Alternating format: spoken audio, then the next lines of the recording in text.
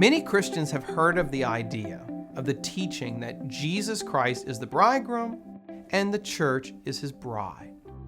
But what Christians often don't realize is that certain female characters in the gospel, certain female disciples, actually symbolize the church as the bride. In other words, they reveal certain mysteries to us about what it means to refer to the church as the bride of Christ. The best example of this in all of the Gospels is the famous story of Jesus' encounter with the Samaritan woman at the well. In this Bible study, what we're going to do is we're going to look at that familiar story of Jesus and the woman at the well, but we're going to go back and look at it through its Old Testament background, through ancient Jewish eyes. And one of the things you'll see in this story is that when you go back to the Old Testament, whenever there is a woman and a well, it will usually culminate in a wedding. So for example, Moses meets his future bride at a well. Jacob meets his future bride, Rachel, at a well.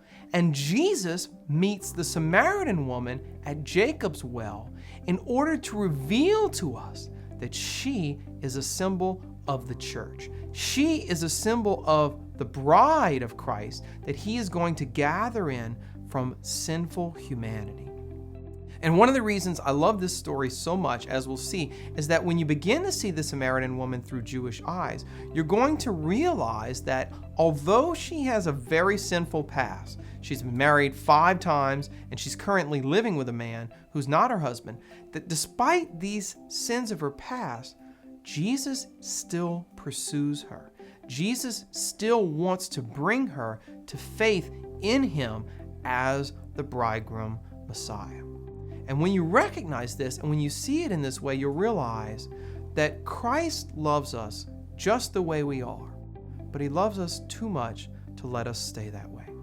So if you've ever felt in your own life that if you ever struggled with the idea that God can truly love you despite the fact that you're a sinner, or if you know someone who's led a really broken life, has a really broken past, and just doesn't believe that God could ever love them, then this Bible study is perfect because it is about God's love for us, about God's pursuit of us, and about the power of his forgiveness of our sins.